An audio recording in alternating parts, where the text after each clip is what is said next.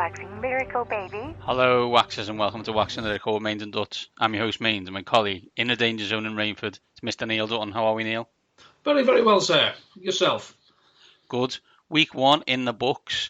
Lots to overreact about. Lots to talk about. But you know what, Neil? I don't think we should do that alone. We will do our usual fantasy fare, but I think we should get, let's be honest, a professional on the other line to chat to us. What do you think? Sounds like a plan. That professional who we will be talking to is Mr. Mike Carlson, who will be joining us momentarily to talk through week 1. And as always, wherever Mike's wandering mind will take us, and we look forward to speaking to him. Neil, in relation to week 1, what's your biggest overreaction? The Browns are terrible, and we'll go 0-16. Okay. What team are you the least worried about, based on? Yeah, of the bad ones. It's hard to say because there were some absolutely diabolical performances by some bad teams. The less said about the Dolphins, the better. Jameis Winston is a problem, and I don't think Bruce Arians coming in and making excuses for him is what Jameis Winston needs. No, true. Basically, putting the blame on, running back on the wrong route. Well, surely the quarterback in his 5th season can see, or maybe he's actually not where I need him to go. Oh, I better look somewhere else, take the sack, throw it away. No, I'll just throw it anyway. Well, I don't want him, I don't want it to be an Adam Gase situation where he's, going out and literally pointing at players and saying, don't do this, don't do that. But that's on the quarterback. So ultimately, I think he needs to be held accountable because, as we've seen, Jameis has not been held accountable enough during his time, and Bruce Arians making excuses for him does not help. I think Jameis has been held accountable since, I don't know, kindergarten. I was also concerned by the other quarterback in that situation, Jimmy Garoppolo, that maybe start to become an issue that we shall see. A biggest overreaction for me would be, the Browns. Let's set it all on fire after one game. The team I'm probably least worried about, probably Chicago. I think maybe we've underestimated the Green Bay defense, but what I will say is, and we've discussed this individually, how do you, Neil, will play that same quiz that we did via text.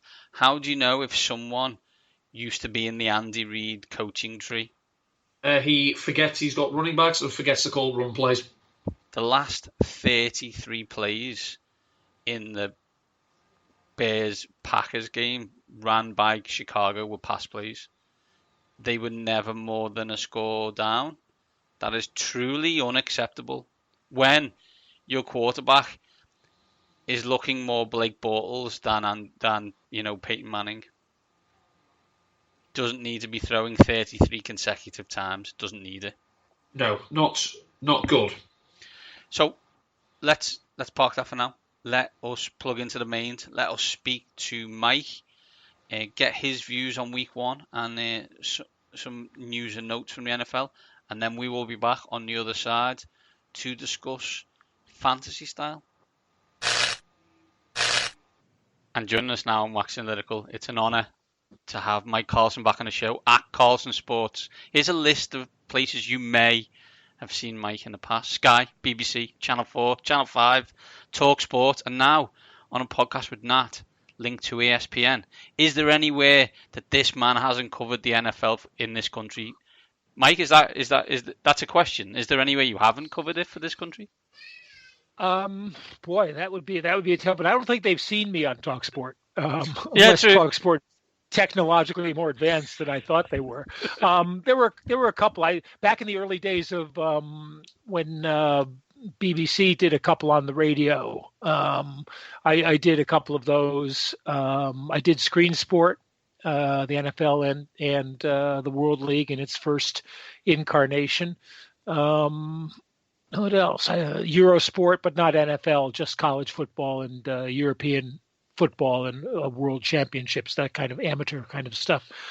So yeah, it's a fairly comprehensive list. I've been really lucky to kind of keep my head above water. I keep bobbing up to every time they think they've kicked me down and weighted. They forget to put the weights on my on my ankles, and I keep bobbing back up to the surface, like that scene in Once Upon a Time in America, where they smuggle the stuff in the barrels, and then float back up. It's the anti Al Pacino in Godfather 3, right? They just, every time you think you're out, they pull you back in, but every time you think you're out, they pull you back. Yeah, every time they call it a business, I call it a game, and every time they call it a game, I call it a business. And I'm better on the game part than the business part. I think there was a little sort of trend toward referring obliquely to me as being like the leader of a cult, and how the NFL had to get away from a cult following. And I always said the cult's not me, the cult's the game. And I know I meet old people now who said, I started watching the game when you were there, but the point to me is that they're still fans, and they're not fans because of me. They're not they're fans whether I'm doing it or not. They're fans of the game, and that I think was always the important part. So if we move on to week one, or the story that dominated week one, which actually related to a player who didn't play, I know you probably talked ad nauseum about Antonio Brown. So I'm interested to go back through your memory banks, Mike, and say, have you ever seen anything like this before? The only thing I could possibly go back to was one of my favorite stories, because it didn't involve my team and it involved Neil's, and that's T.O. doing sit-ups in his driveway. But I couldn't. I can't imagine another situation where it's got this fractious, where it almost seems that a guy has deliberately forced himself out of a franchise. Well, I think you've seen it in other sports, and certainly in basketball. I could think of a number of situations in the NBA that are similar.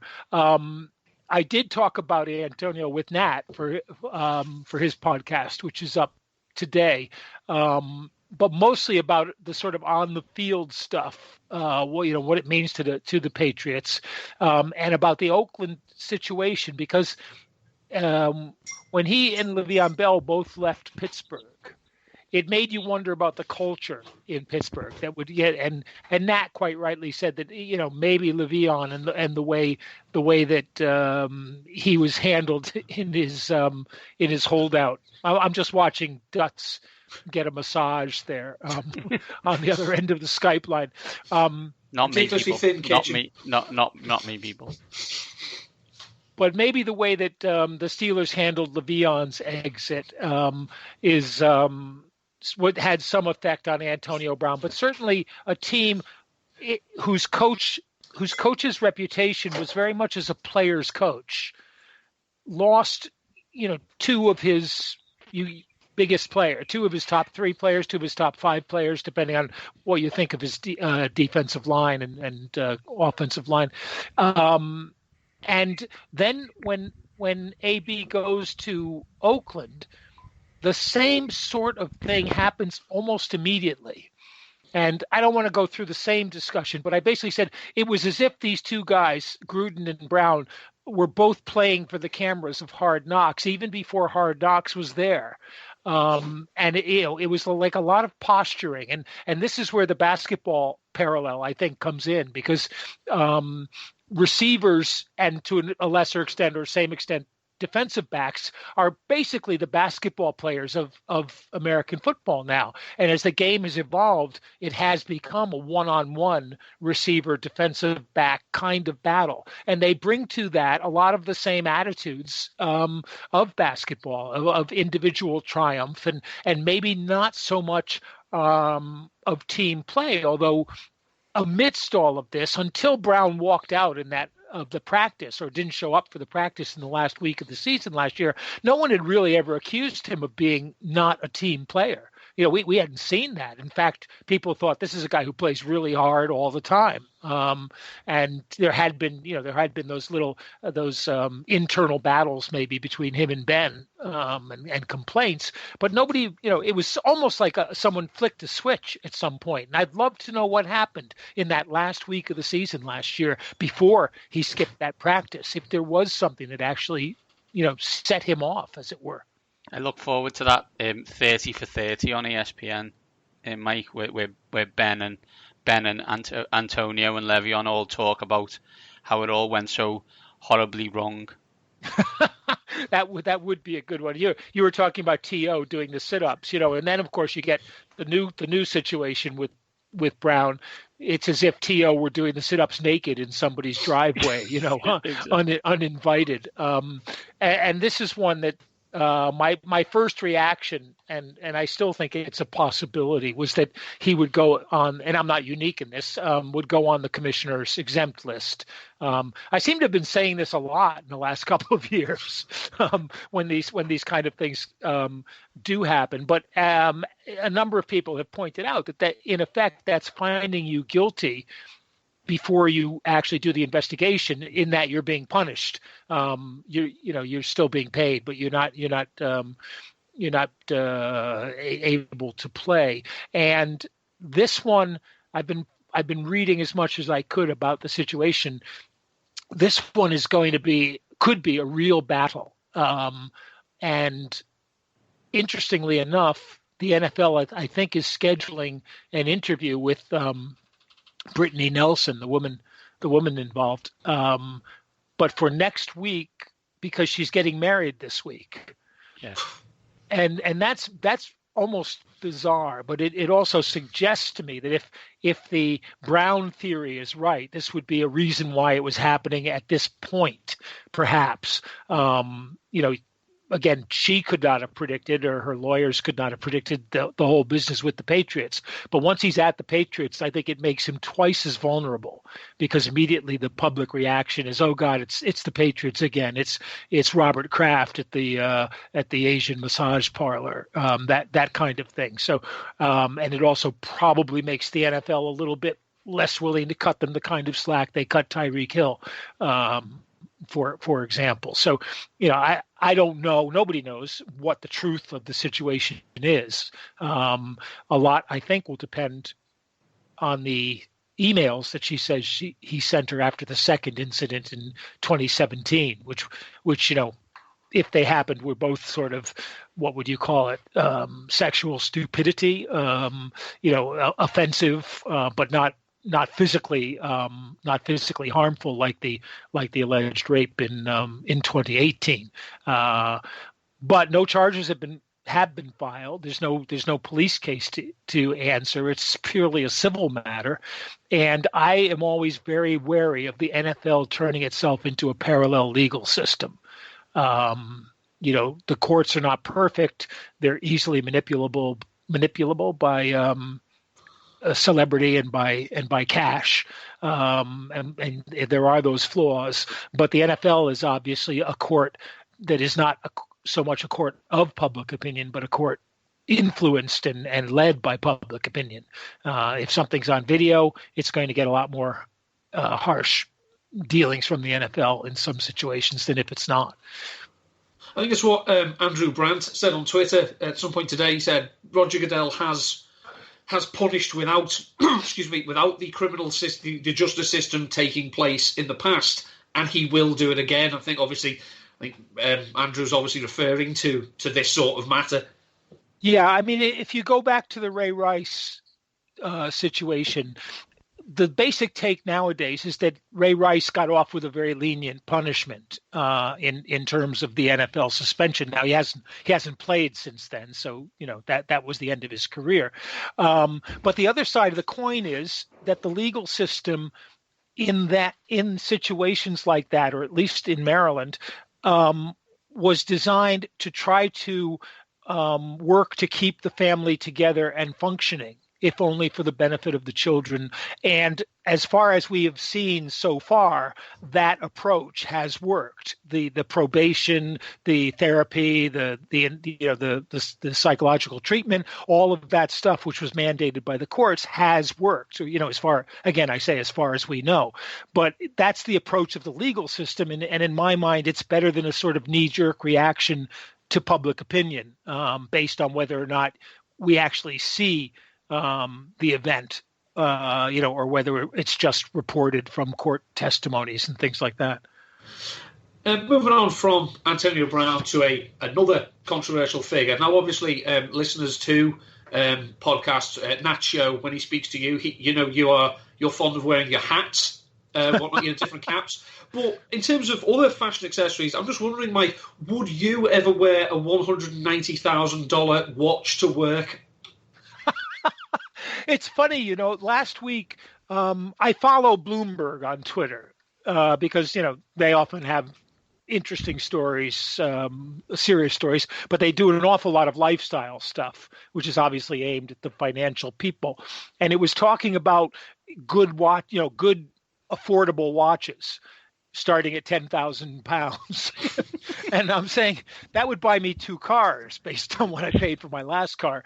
I said, what definition of affordable are you using? So, if I'm that way about about watches at 10,000, I don't think I'd run to the OBJ style watches. I'm perfectly happy with my the current watch that I have, which runs about 3 minutes fast a week ever since I whacked it off my hand climbing up a hill in Iceland, and I took it in to be fixed. And the guy just looked at it and said, "No way." But as long as I adjust that, I went in. I was actually buying a Christmas gift in a jewelry store, and the guy looked at my watch and said, "That's a nice watch." And I said, "You won't remember, but I came in here couple of years ago when I was looking for one. It's an Orient, which is made apparently by Seiko, but I didn't know that. But I was looking for someone who sold them, and you said no, you didn't sell them, and you didn't know anyone who did. And I actually ordered it by eBay or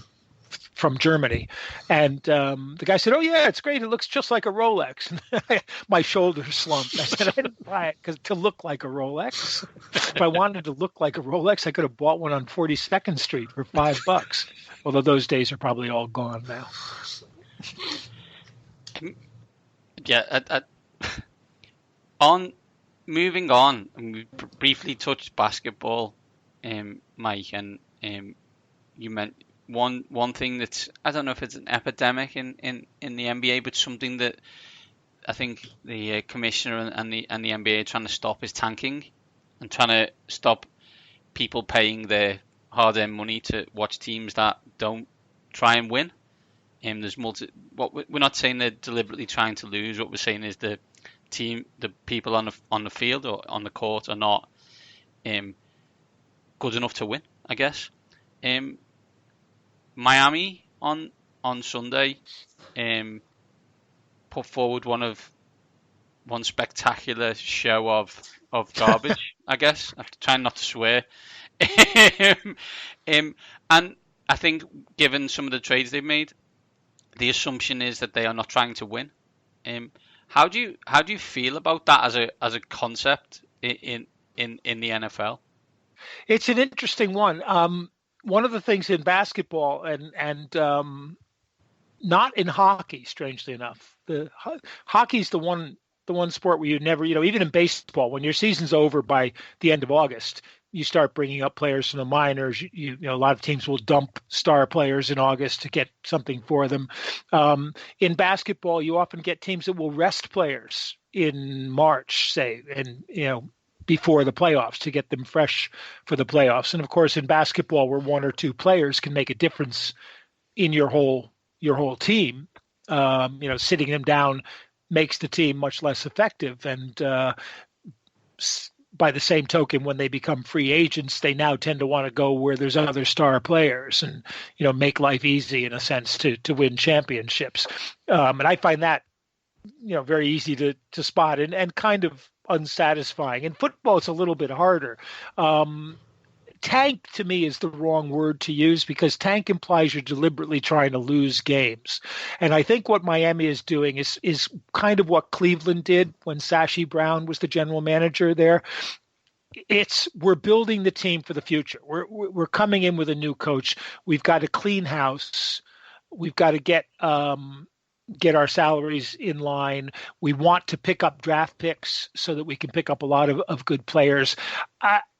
To say that they're deliberately trying to lose games is probably the wrong thing, because I think that would imply they're not playing to win or playing hard enough to try to win.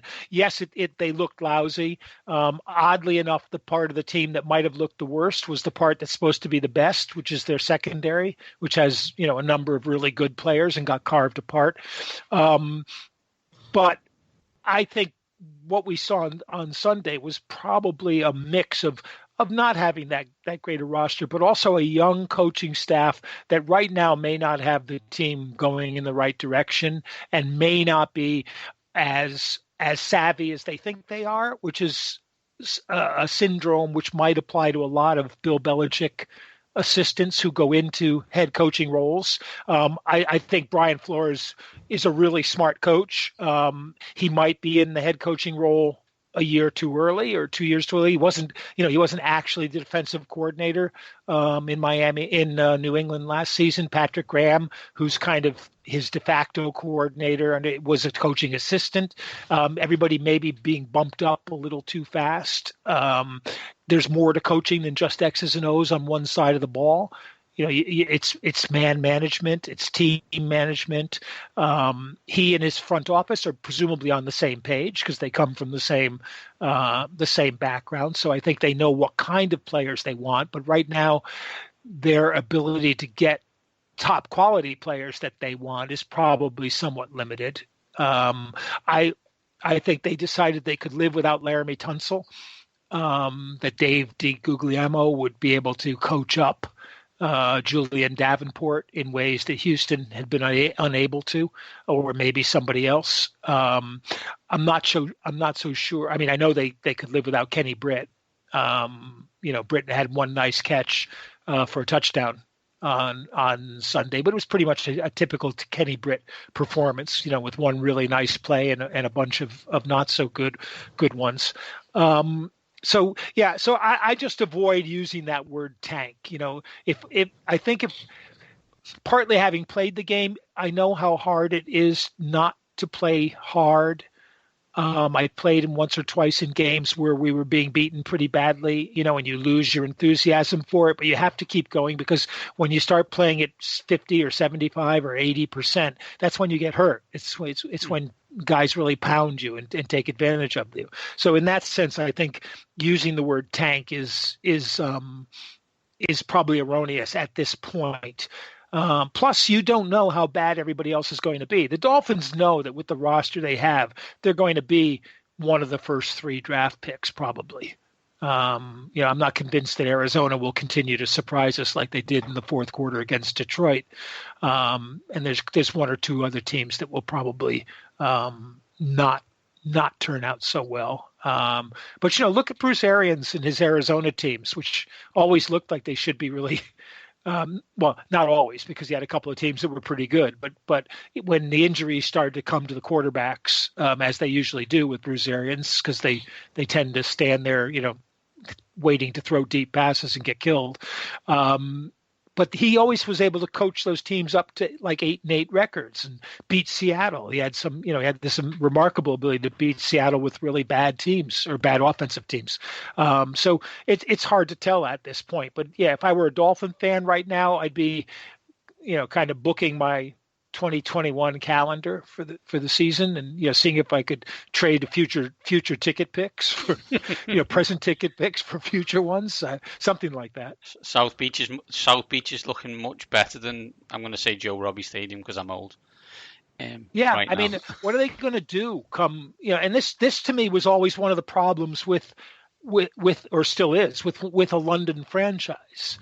If London have their own team, if it's an expansion team, for example, the NFL is highly unlikely to give any expansion team the kind of deal that Carolina or Jacksonville had when they came into the league and actually were competitive teams right away.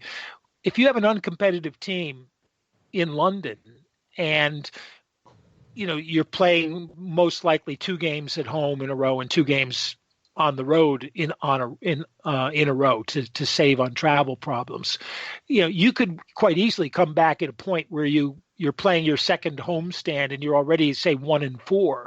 At which point do people continue to come out, to watch your team, or will they come out to watch your opponents, or in the situation we have now, even if it's 2 not very good teams, each team has its own fan base that might come out to see them, and all the neutral fans will come out because there's no one team there that everybody's supposed to be rooting for. So that to me is always been one of the question marks over a London franchise. And the last thing you want to see in London are empty seats in the stadium. Exactly. I think it's a Florida sports issue. Overarching is that at the moment the Dolphins stink, the Bucs stink, Jacksonville probably stink. Jacksonville may not. I don't have much faith. I think I wrote this on my Patreon column when I was doing all the off-season roundups. I don't have much faith in the Doug Marrone, Coughlin offensive kind of thing, but they still have talent on defense, and the defense could still be really good. And Minshew, I said to Nat on the show, Minshew played pretty well and showed a lot of composure, quick reads, quick releases. What will happen is the league's going to realize he's not going to throw a lot of deep balls that can threaten you. So they're going to try to stack up and stop that short passing game that the kind of run pass option stuff that DeFilippo wanted to run with Nick Foles. And the difference, of course, is that Foles has a deep ball, which he's never afraid to throw. Foles is like a Peyton Manning kind of who will take those deep shots. And back in the days when his arm was a bit stronger, he only had to hit 1 or 2 in a game and he could beat you, as he did in 2 Super Bowls. But Minshew, I don't think has that. I never saw it. I only saw him once or twice in small bits at Washington State, but knowing that offense, it wasn't designed to do that kind of thing. Not the easiest team to watch when living in the UK, Washington State, Mike, as I think most of their games. You're getting up Sunday morning and you're seeing that their game finish. I think the older you get, the more 3:30 in the morning football games become a viable option. Become a morning game rather than a nighttime exercise. I mean, I think I know I woke up at 6 o'clock on Sunday. I have a 4-year-old. Thank you for that. And Cal versus Washington was still going on. Now I know it had a rain delay or whatever, but even so, it's pretty crazy. I mean, the hard part about watching Pac-12 football is, and it's it's like you think it's hyperbole, but the refereeing is so bad in the Pac-12. Most of college conferences, you always know when a conference team plays a non-conference team, the refereeing is going to be a bit dicey here and there, but in the Pac-12, it doesn't matter whether it's a home team or a visiting team. It's just bad. I don't know how they do it. It's like is the supervisor of officials like lying on the beach and just calling it in, saying, "Hey, don't worry, guys. Let's go to In-N-Out Burger after the game." The last word I'll say about Gardner Minshew is someone on Twitter pointed out that he looks like a mechanic who comes from the back, who comes out of the garage, sucking his teeth and telling you your whole engine needs replacing. He's Freddie Kitchens 80 pounds ago. A lot of burgers previous. The funny part is that he was going to go to Alabama after, when he transferred out of East Carolina, and he was going to go as a backup, figuring that he wouldn't play, they'd win a national championship, and he'd become a football coach. And then Mike Leach called him up and said, "How would you like to lead the nation in passing?" That's certainly one option. And we talked obviously then about Miami being, again, we're trying to be polite and not swear, not being good enough to compete at a level that may get them wins. But we move to a former coach of theirs who, while he may have been trying to win, he certainly didn't seem to be helping them on that goal, and that's Adam Gase. You wrote about Gase and the Jets recently. I don't know what it is. I just don't trust Adam Gase. I don't think he's a particularly good coach, and I don't think he's a particularly stable individual either. I quite agree. The power play with McCagnon is win-win for him, because if McCagnon's players do well, it's because he coached them, and if they don't do well, it's because McCagnon signed them. It's an easy situation, and Le'Veon Bell is a good example of that. And he looked good. But I keep writing this and saying it. His reputation as a quarterback whisperer is out of nowhere. He got a decent season out of Jay Cutler, and he got a couple out of Tannehill. But when you break down those seasons, what you see is he was making it easy for them to get completions by turning off basically the long passing game for the most part. So they were constantly throwing underneath coverages, falling short of first downs, and not winning games as a result. He hasn't produced that. And week one is, in Mike Tannier's famous words, National Jump to Conclusions Week. But you look at Darnold's performance in week one, and it was one of the things that popped up on Twitter was it was the second lowest number of yards for a passer who had completed 28 passes since the merger. He was averaging like 4.3 an attempt or something like that. And that's not what Darnold's game is going to be. The funny thing about the quarterbacks from the last draft was that all of them performed exactly how the scouting reports had said they would perform. And Darnold made big plays, showed a great arm, an ability to put the ball in there, but also a penchant for making mistakes, for missing guys, for throwing to the wrong guy, for throwing into coverage. And that's what you would hope would be coached out of him, but not by corralling the other part of his game. You want to make the other part of his game continue to work, but just work better. So I'm not a big Adam Gase fan, and what went on with the Jets in terms of that front office turmoil. They got lucky. They came out of it with a smart guy in Joe Douglas. I think Douglas is, a really good personnel guy who's learned under Ozzie Newsome in Baltimore, and then in Philadelphia, where Howie Roseman has been an exceptionally good general manager for the last couple of years, making, just fantastic deals and keeping that roster good. So he may get really lucky there, unless you wind up with a coach GM power struggle going on. And I don't know. It's like a recurring theme with the Jets, I think. Speaking of recurring themes, it just occurred to me that one of my most famous pieces of commentary was on the old horrible Miami Dolphins when they finally won that game on the pass to Camarillo. That long touchdown pass, and I just screamed, the Dolphins win, the Dolphins win, the Dolphins win, over and over again, and that became a kind of internet meme in the very early days of the internet when it didn't have gray hair.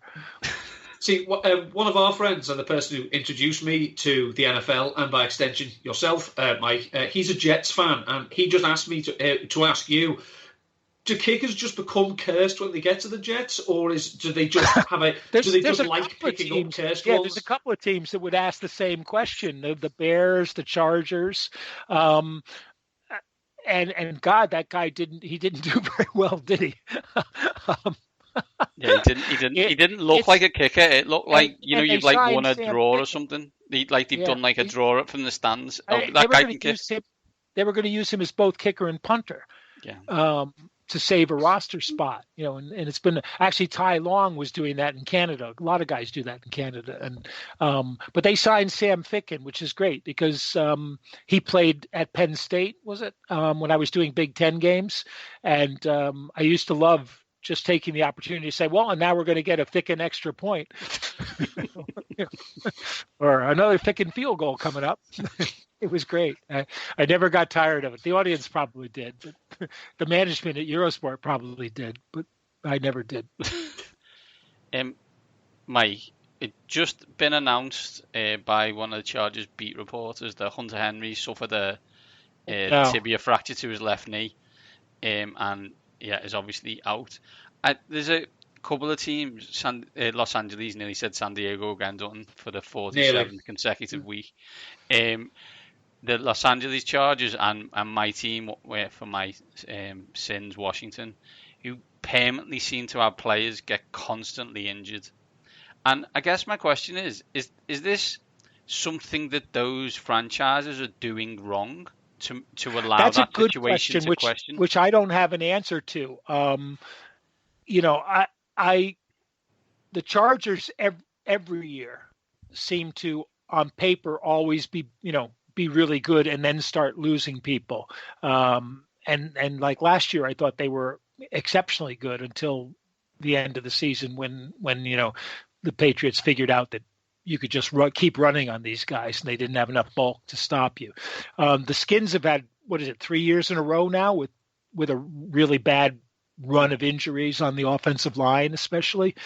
The Patriots have lost their first draft pick each of the last 2 years, Isaiah Wynn and N'Keal Harry. But it's hard to know with the Patriots because as you go down through the draft, you have guys who, Belichick comes in the locker room and to the 6th round draft pick and says, hey, how's that hamstring? I said, it's great, coach. It's really good. He said, no. How's that hamstring?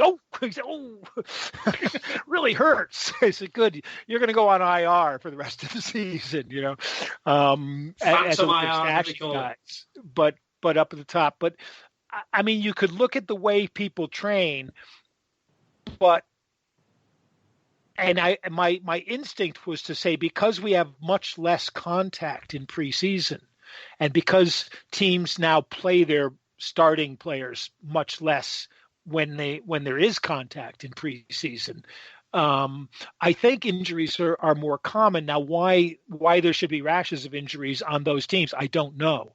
And I think you'd probably have to look at the training staff or the practice regime and try to find some common ground. But I'm not in a position to do that. But I do think that the combination of artificial turf, less contact to get ready for football.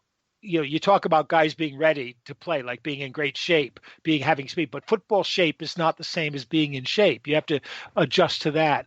And the problem with everybody being so damn fit and so much weightlifting and putting so much extra muscle mass on their connective tissue, on the joints. We have guys that are basically thoroughbreds at some positions, and everyone knows that the more completely bred the thoroughbred is, the more likely they are to have injuries. And then up on the line, you have guys who are just putting more and more mass on their bodies. And these 330-pound linemen, who naturally would be carrying 260 or 270 and could probably carry 300 and still be okay, are now putting so much strain that they, it doesn't take much of a fall to pop a knee out, or to tear cartilage, to strain tendons or ligaments, and I think that's a good part of it. I don't long for the days when guys did jobs in the off season and came in August to play themselves into shape. But in those days, they could adjust to the contact much more easily, and now it's like it has to be at 110% right from the start, or else you're doomed. Last question, Mike. It's been obviously fantastic talking to you. Yes, we'd happily keep you here all night, but we're technically human rights prevents us from doing so. It's coming up on 2 years since we lost Kevin Cadle. Now, as I said, you were one of the first people when I started watching the NFL who you walked me through it, was as it were, along with likes of Nick Halling and Kev. Yeah. I got to speak to him on this. He guested on this podcast about a year before he died, and it was just phenomenal. Just chatting to him because of how enthusiastic he seemed to be, even talking to a Scouse never was, like myself. I just wondering, what was it like to work with him on a regular basis, like you did? Kev was fun to work with. That was the big thing. For a long time, he and I were neighbors, and he would drive me home from Sky back into central London, and we spent a lot of time. He and his wife, and he would do things to wrong foot you deliberately. I called it getting cadled. I wrote about it, getting cadled. He'd say, "Okay, well, I'll ask you about the Browns offense when we come back," and then he would ask you about the Jets defense when you were back on, and you just look at him like, well, what's going on? But I don't think I wrote about this, but I did mention it at his funeral. When Kev decided to quit coaching and went to Sky, and Sky basically gave him a contract. So he was a year-round employee there, and they needed to find things for him to do. And one of those things was to host the NFL. And my role at Sky had been to host the NFL with Nick Halling as my guest, which was one of those kind of Sky perversions that you couldn't talk them out of, not being the best way to actually do the thing. But anyway, to them, I think Kev was more of an American, as it were, quote unquote, than I was, more of a recognizable one.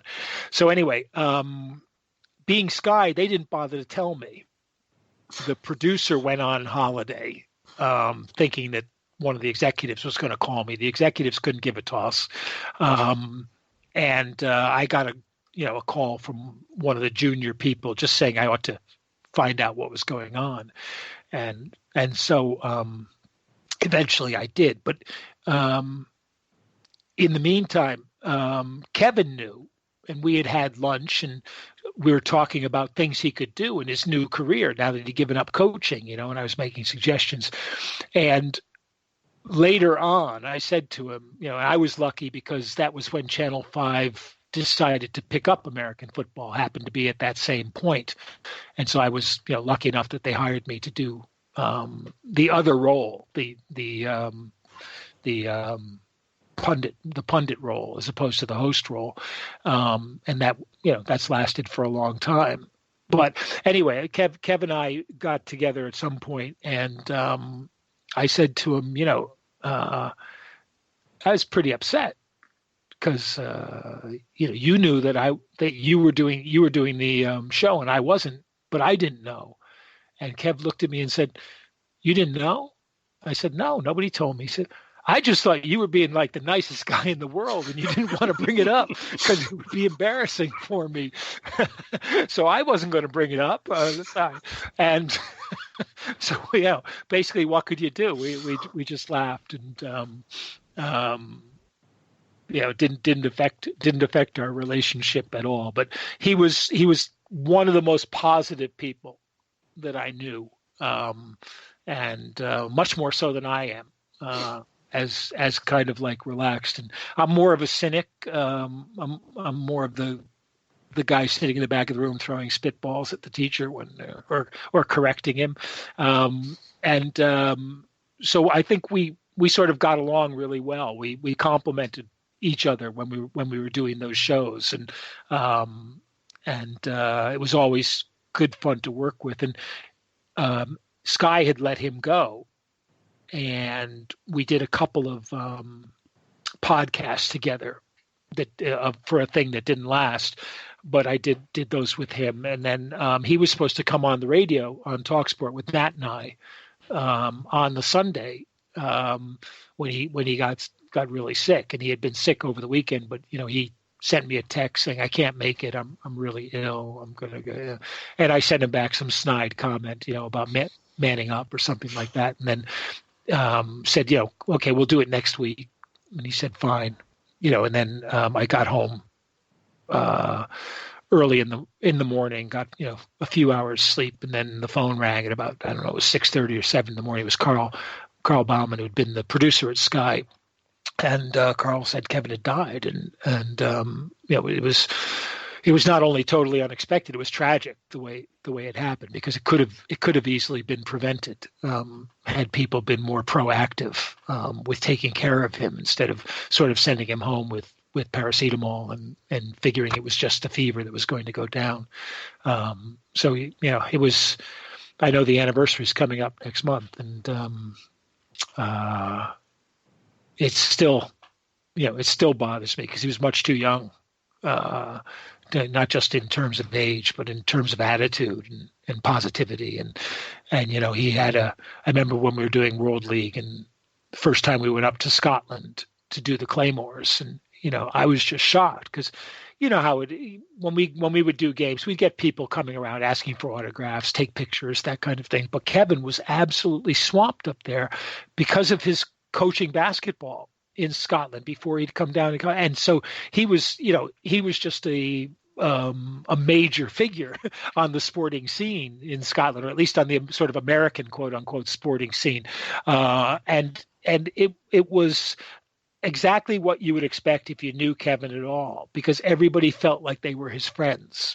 They were old buddies. They knew him from those days. They were back. It was like seeing an old friend, and they were really happy to see him. And I have nothing but pleasant memories of Kev, and that's unusual for almost anybody you work with. Well, Nat, right? Well, Mike, thank you so much for sharing that story. It was wonderful. Really appreciate it, and we, as always, appreciate your time. We will let you get back to your Wednesday evening, and we hope to speak to you soon. Yeah, well, good luck with that. How's your fantasy team doing, Dutz? Not too bad. So I've managed to avoid telling people to not start Calvin Ridley on weeks where he goes and scores 3 touchdowns for a while. So that's why I hate fantasy football. You know what? The only good thing about fantasy this year was that when Andrew Luck announced his retirement, O.J. Simpson tweeted that he had just drafted Luck in his fantasy draft, literally that same day. And then guess who tweeted when Antonio Brown left the Raiders that he was on his fantasy team? And I thought, how appropriate is that? It's one of those things. I'm rather reluctant to say that I write and speak about fantasy now that O.J. Simpson seems to want to do the same thing. It's a bit like, no, please don't. Just go do something else. No, that there could be a second career there. Well, we haven't. One of yous at least. We've invited him onto the pod, but he hasn't yet got back to us. So we'll wait for that. We'll see how that goes. That would be really interesting. Anyway, thanks for that, guys. I appreciate your asking me. Hey, cheers. And that was the brilliant Mike Carlson there with a final wonderful story on Kevin Cadle, which we're honoured to listen to. I just sorely missed, and you could tell from Mike's voice that he was a close friend who he sorely missed to this day. Absolutely. As I say, people assume that we get guests for their entertainment pleasure, but they actually don't realise it's me stroking my ego, talking to people I want to talk to. Mike and Kevin were around when I started watching the NFL. I've got to speak to them. We spoke to Jeff Reinbold. The only one missing is Nick Horling.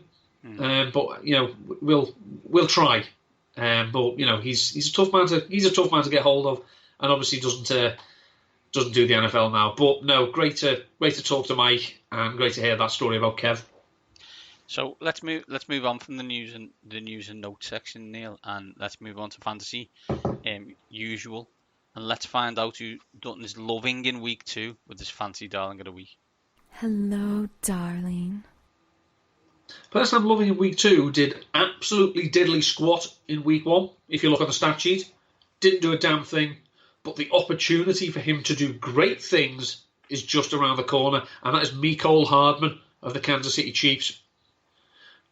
Now, Sammy Watkins went, to borrow Mike's phrase, batshit crazy against the Jaguars, but he was benefiting from the fact that Tyreek Hill was up against Jalen Ramsey. So if we look at who's taking the other cornerback, well, now that's going to be Sammy Watkins who's going to be getting their best. Well, I don't know how much the best against Oakland is going to matter, but you look at the role. Hardman was on the field once Hill went out. He just didn't get any targets. Well, that's going to change now because now they can work him into the game plan. I think he's still available in a lot of leagues on redraft. Dynasty, don't bother. He's been taken. They drafted Mecole Hardman because they thought there was a good chance they wouldn't have Tyreek Hill for a long stretch of this season. Obviously, things changed. He became available. He signed his contract. Well, guess what? He's not available for long stretches of the season. This is why they drafted Mecole Hardman. And you can get someone relatively cheaply in redraft and in seasonal, in DFS, who's tethered to Patrick Mahomes, who, by the way, if I was Dak Prescott, I wouldn't want to be paid now. I'd want to see what Mahomes got paid and then try and see if I can get some of that. Yeah, they might, in terms of, I don't know what the franchise rules are around that, but you may want to give Patrick Mahomes sections of the franchise to save your salary cap. But yeah, did you see that he's sprained foot or ankle, on Patrick Mahomes, but still practicing as normal? Man's a machine. Yeah. Although really, really bad this week at no-look passes. But there you go. Yeah. We talked about someone good. Let's talk about someone who Neil isn't high on in week 2 on the fantasy loser.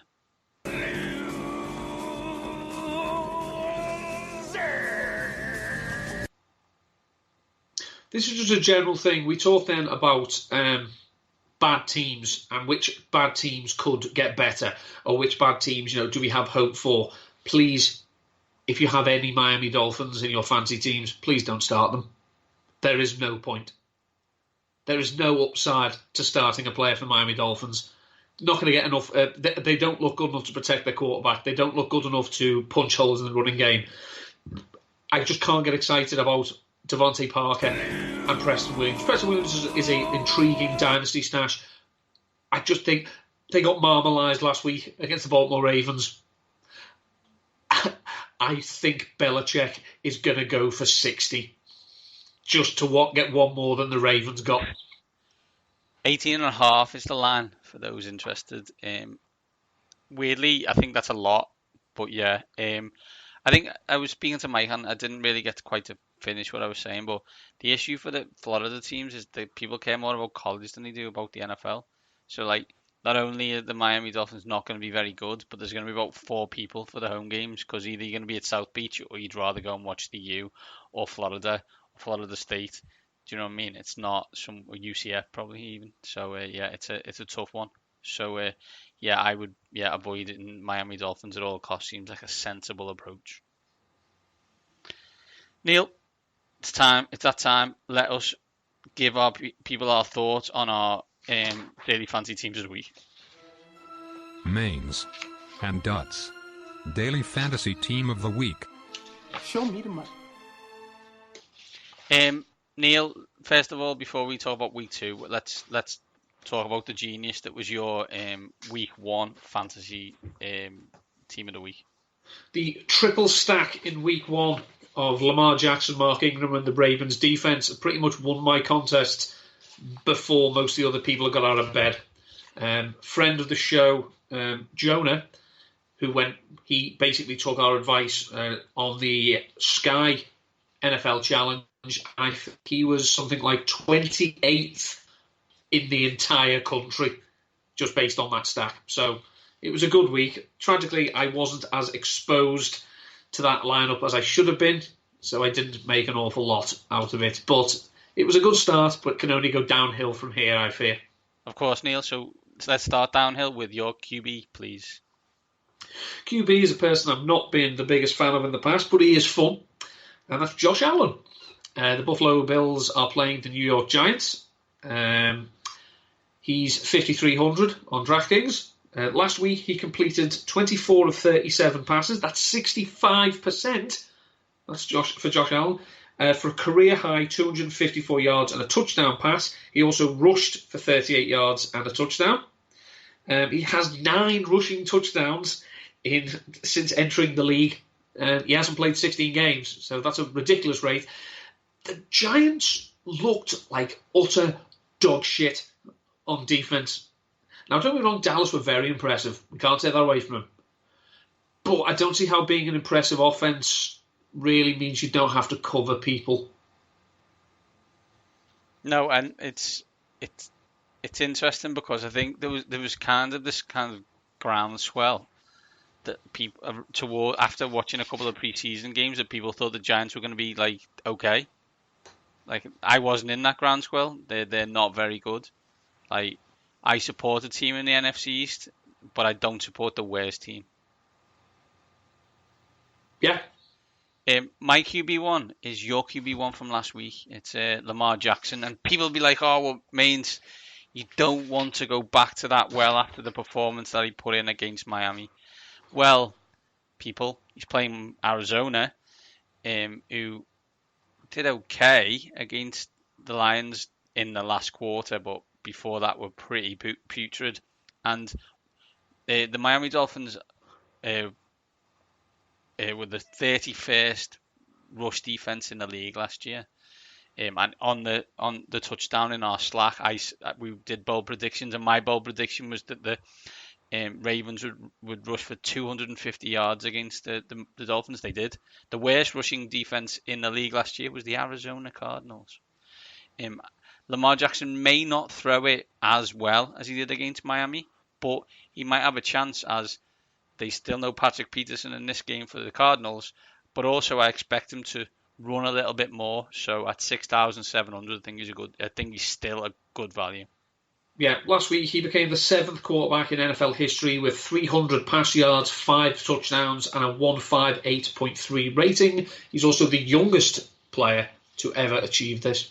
Which, as Lamar will tell you, is not bad for a running back. Not bad at all. Speaking of running backs, Neil, who's your RB1?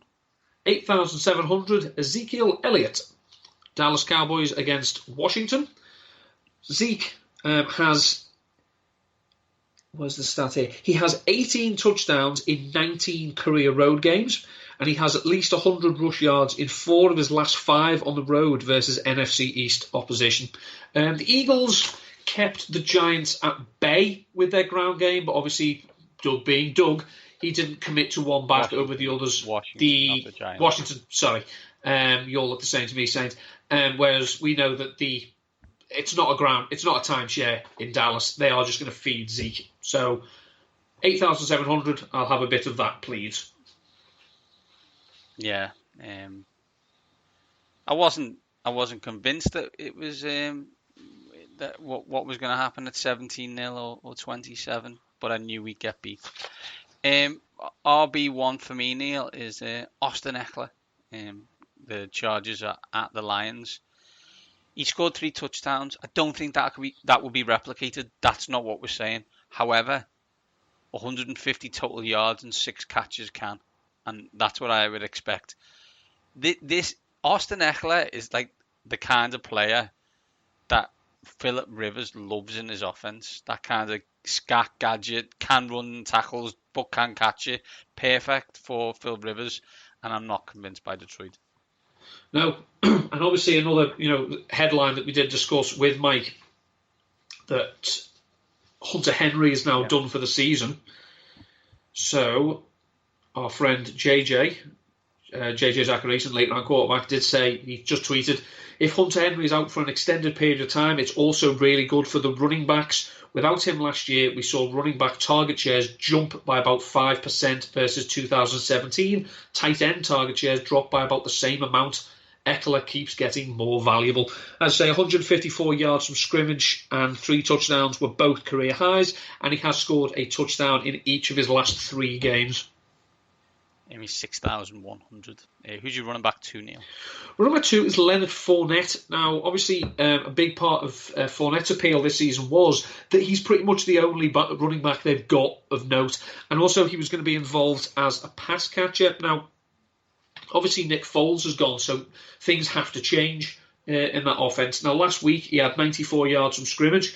He has 550 yards from scrimmage, average at 91.7 in 6 career games in the division. Jacksonville playing the Houston Texans. Houston's defense was atrocious against the Saints. It was a performance as inept as their attempt at an offensive line is. Just on that note, we always talk about how David Carr was ruined in his early days by the Texans because they didn't protect him. So the stat that I found out today that horrified you at the time, and judging by the look on your face, you're still not over it. It's horrific. Where are we? In his first 23 games, David Carr was sacked 87 times. So everyone stop there. Okay. So basically, every game David Carr played, those first 23, he was sacked 4 times. Okay, carry on. Deshaun Watson has played 23 career games and has been sacked 81 times. So another dude who's getting killed by an offensive line in Houston 15 years later. Like he didn't learn. Like this, it's not like you're like, oh, we've never had this happen before. Yes, you did. You had it happen a decade ago. Why have you not fixed this? Yeah, you're institutionally stupid. So Leonard Fournette, 6,300 against Houston. My running back 2 is Marlon Mack. 5,900. He plays the Tennessee Titans. 25 carries last week. Over 100 yards. Played really well. I really liked Indianapolis in this game. In the touchdown 3 that will be published later today. Later tomorrow. Or today, when we publish this. The Tennessee are favored by 3, and I think the Colts will win. I think it's got. I think that Tennessee will be overhyped due to the Cleveland game, and Indianapolis will be underhyped. Like the reason he didn't win the game against the Chargers was because Adam Vinatieri left 7 points on the board, which is unbelievable when you think about it. Although he is 700 years old, so he didn't survive the American Civil War for you to abuse him. You got into that Twitter thing and started laughing as people just made him older and older. But yeah, so Marlon Mack, 5,900. I think he's a good person to play.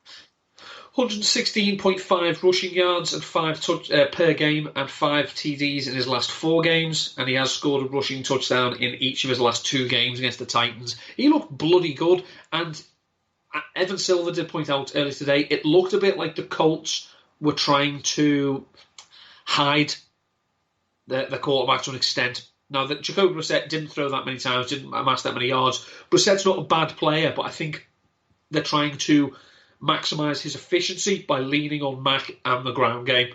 So I see no reason why to do that. Because Nick Chubb had a decent game. It's just that, once it got away from the Browns, they went away from Chubb. I think as well, though, Neil, almost in direct conflict with Houston, like Indianapolis have finally built an offensive line. So are going to use that offensive line if they can, and when you get to if you've seen the GIF of Quentin Nelson pancaking him, it was Melvin Ingram, then you know that this team might be able to run. It was pretty cool, right? Yeah. I'm sure Ross Tucker was like exploding. Tucker loved it. Tucker, I think he tweeted something like, if people ask me, "Did you miss the game?" I say, "I missed this." Who's your wide receiver 1, Neil? Revenge game, Brandon Cooks, Rams at New Orleans. Cooks didn't have a great game, week 1. The Rams offense looked a bit within itself. I'd like to say it looked a bit Washington, didn't it? Looked a bit Kirk Cousins. It was a bit small ball. Yeah, it was. Yeah, and at one stage, and no one will convince me of this, Gurley ran out of bounds deliberately. At one stage, he made a business decision. He made absolutely a business decision. Yeah. Now, I'm not begrudging him that, but you're being paid an awful lot of money, Todd. You can't really make those decisions. It didn't hurt them in the end, but then Sean McVay made multiple business decisions by getting Brown to run into the end zone on the short yardage gains. So yeah, and not target Gurley in the passing game. So yeah, there's business decisions all over this place. My wide receiver 1 is. I thought do I pick Michael Thomas again? No, I think I'm going to pick tens apiece this week.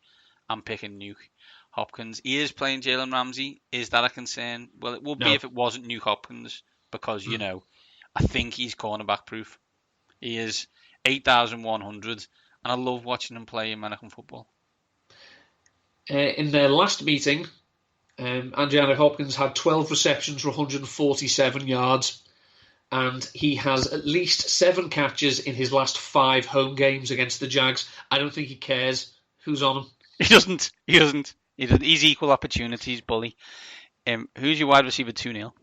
Wide receiver 2 is John Brown, who dominated. He was the target leader. He led the Bills in targets, yards, and receptions. Did have the game-winning touchdown. He's the type of player that Josh Allen dreams about. You're gonna go long. Go long. Go until we're really small. For those who ever watch Friends. I say the Giants' defense was atrocious. So we've seen during the preseason, we saw that Allen had this chemistry with Cole Beasley. Yeah, that's lovely. Beasley drops passes. John Brown did not. So I think Brown could be in for another big day. My wide receiver 2 is Cooper Kupp, 6,000. It was a bit small ball, the Los Angeles Rams offense. You know what that means? Many passes to Cooper Kupp. Dinky donkey. 7 catches last week. I expect similar numbers this week. Hopefully more yards, but we shall see. Kupp is back, and he is Jared Goff's binky. 13 receptions, 205 yards, and a touchdown in 2 career games against the Saints. So that's what?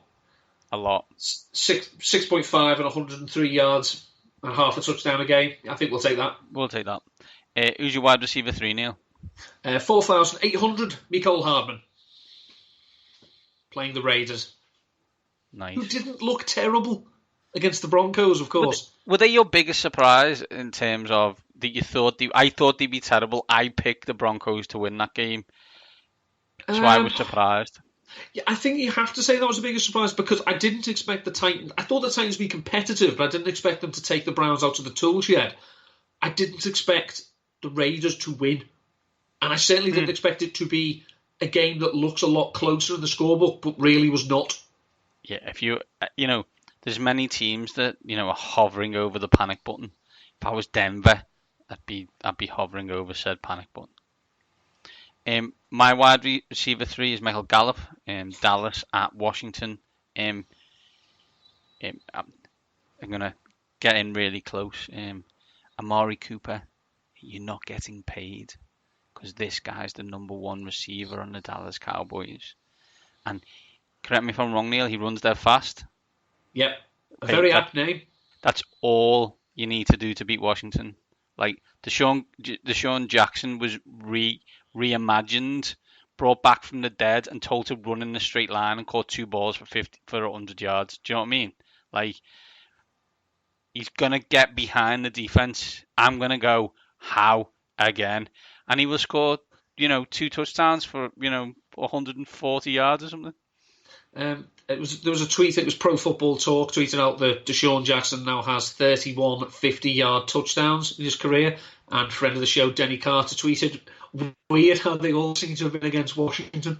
Yeah, I was going to say, and the weird thing about it is that he played for us for 3 or 4 years. I can't remember that. I can. He scored twice against you, scored against Dallas, and scored against the Giants because he loves playing teams who he hates. It's amazing. Good on him. Div. Michael Gallup has 7 receptions for 158 yards last week, both career highs. Yeah, I think he's really good. I hate it when Dallas draft good people. It really annoys me. Who's your tight end, Neil? Tight end 3,300 is Darren Waller of the Oakland Raiders. Played 100% of the snaps. He had 30% of their targets. This is the late round tight end to own. He was one of my tight end streamers last week. I wrote that column before the Antonio Brown craziness. He's just going to benefit more and more as we go on because, John Gruden wants Derek Carr to get the ball out. So he's going to get it out. He's going to get out to Darren Waller. And this, I'm not going to say shootout because that would imply that this game will be close. I just think there'll be a lot of points because the Chiefs' defense is still trash. Yeah, Gardner Minshew. Is that how you say it? Spectacular tash, by the way. He carved up the Kansas City Chiefs. Had the best completion percentage by a first starter ever or something ridiculous. Do you know what I mean? It was Simsian, I believe they called it around the NFL. Just crazy. My tight end is also Darren Waller. I read Neil's streaming column, so I knew all about him. I was then watching Fancy Football Now on ESPN. Yeah, I live in America, and that's how I was watching it, and shut up, and that's what I'm telling you. Officer. And the only Matthew Berry was the highest he was on any player in the whole show was Darren Waller, and I'm like, okay, and yeah, let's be having him for 3,300. Who's your flex option, Neil? Flex option was the stats sheet would say he had a terrible game last week, but 6,200 I will have Sony Michel because the Patriots are playing the Dolphins and they are going to grind them into the dust.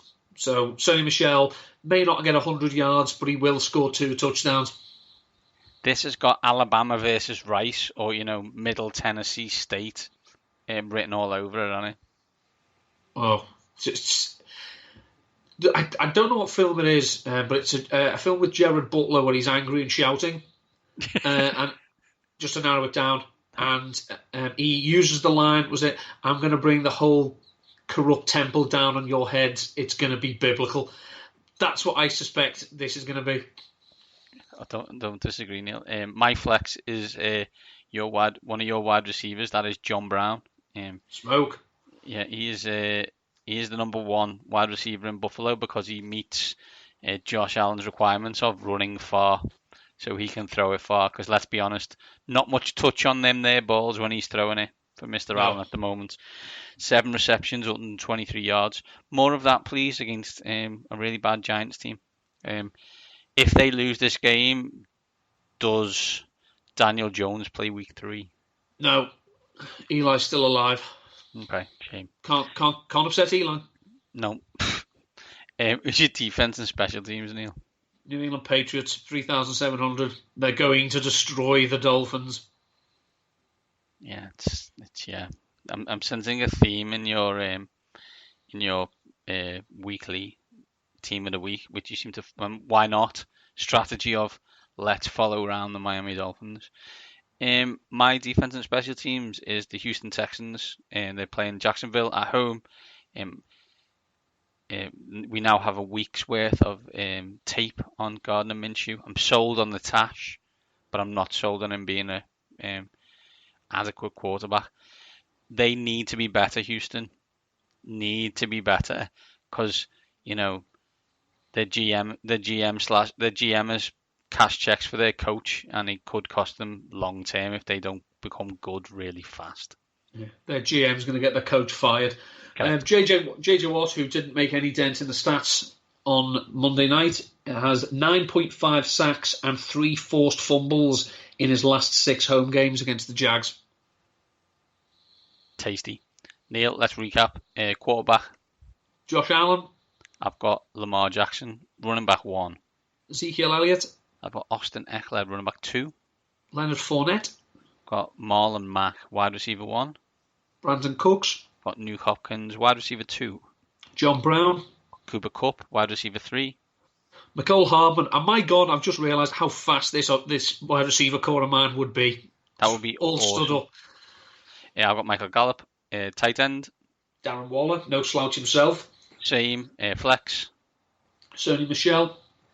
I've got John Brown, and defense and special teams. The New England Patriots. I've got the Houston Texans.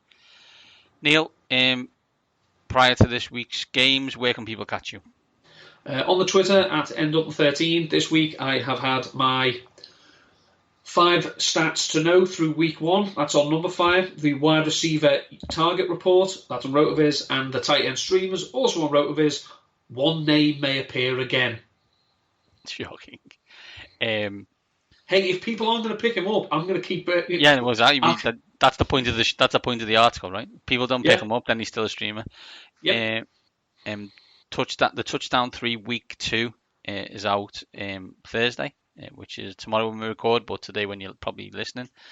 1 and 2 last week, as I picked the Broncos who stunk and the Panthers who were close, but not close enough against the LA Rams.